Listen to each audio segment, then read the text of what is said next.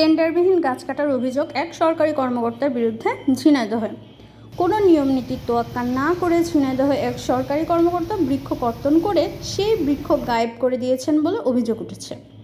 ঝিনাইদহ জেলার ঝিনাইদহ কুষ্টিয়া সড়কের পশ্চিম পাশে ঝিনাইদহ ক্যাডেট কলেজ সংলগ্ন গণপ্রজাতন্ত্রী বাংলাদেশ সরকারের কৃষি মন্ত্রণালয়ের অধীনে মৃত্তিকা সম্পদ উন্নয়ন ইনস্টিটিউট আঞ্চলিক কর্মকর্তা ও গবেষণা কার্যালয় অবস্থিত, যেখান থেকে কৃষকের জমির মাটি পরীক্ষা করা হয়। এই মৃত্তিকা সম্পদ উন্নয়ন ইনস্টিটিউটের কার্যালয়ের বাউন্ডারির মধ্য থেকে প্রায় 12 থেকে 14টা বৃক্ষ কর্তন করা হয়েছে। খোঁজ নিয়ে জানা গেছে, যার আনুমানিক মূল্য লক্ষাধিক টাকার উপর।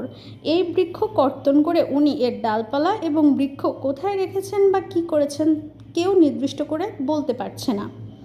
তবে অন্যদের সাথে কথা বলে জানা গেছে যে ভ্যান ভরে বোঝাই করে এই বৃক্ষ তিনি অন্যত্র বিক্রয় করেছেন। এলাকাবাসীর অভিযোগের ভিত্তিতে সরেজমিনে গেলে দেখা যায় যে বাউন্ডারির ভেতর থেকে অনেকগুলো বৃক্ষ কর্তন করেছে, এখনও তার গোড়া কাটা গুড়ি রয়েছে। কয়েকটা মাটি খুঁড়ে কর্তন করেছে, মাটির গর্ত রয়েছে। 2007 সালে আমাদের এই ল্যাব প্রতিষ্ঠিত হয়েছে। এর ভিতরে এটা হচ্ছে 2025 সাল। আমাদের বিদ্যুৎ নিয়ে খুবই ঝামেলা হচ্ছিল।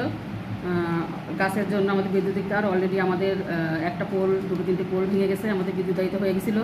নিচে এই পাশে সব কারেন্ট হয়ে গেছিলো। আমরা প্রায় 50-60 হাজার টাকা খরচ করে এই বিদ্যুতের এগুলো কানেকশন করেছি। বিদ্যুতের তার, সব ডালপালা বিদ্যুতের তারেও পড়েছিল এবং খুবই আমাদের এত ছায়াযুক্ত হয়ে গেছিলো। সব জায়গা থেকে আমাদের আসলে যে আপনাদের অফিসটা অনেক ছায়া, তো আমরা অনেক কাজ করেছি। কিছু হচ্ছে আমরা আমাদের সামনে সাইনবোর্ড, আমাদের এই সাইনবোর্ড সবগুলো লাগাইছি। গাছ লাগাইছি এবং এই বিদ্যুতের সেফটির জন্য, তারের সেফটির জন্য তারের উপর যে ডালগুলো ছিল সেই ডালগুলো আমরা কেটে দিছি।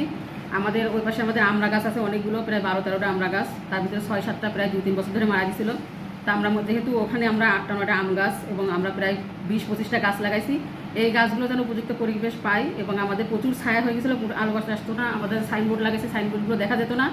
এই সাইনবোর্ডগুলো যেন দেখা যায় এবং আমাদের গত বছরে যে লিচু টিচুতে কোনো ফল ধরেনি, এই জন্য যেগুলো ফলজ গাছ না, অর্জুন গাছ আছে আমাদের কিছু, তারপরে কিছু হচ্ছে ওষুধি গাছ আছে, এইগুলো শুধুমাত্র আমরা ডাল কেটে দিছি।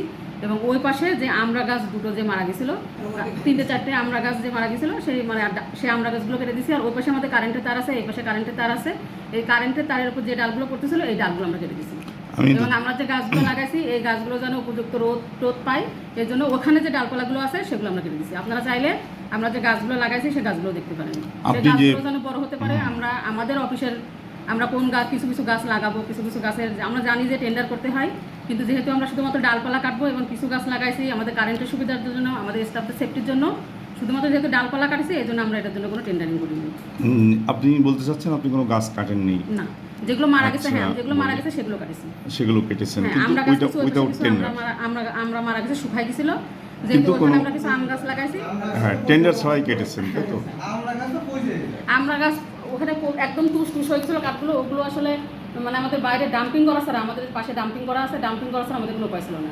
যেহেতু ওখানে আমরা কিছু আম গাছ লাগাইছি, আমি মনে করি যে মরা আমরা গাছগুলো রেখে কোনো লাভ হবে না, এই জন্য আমরা গাছগুলো, আমরা মরা আমরা গাছগুলো, কিন্তু যেগুলো ভালো জীবিত সেগুলো আছে।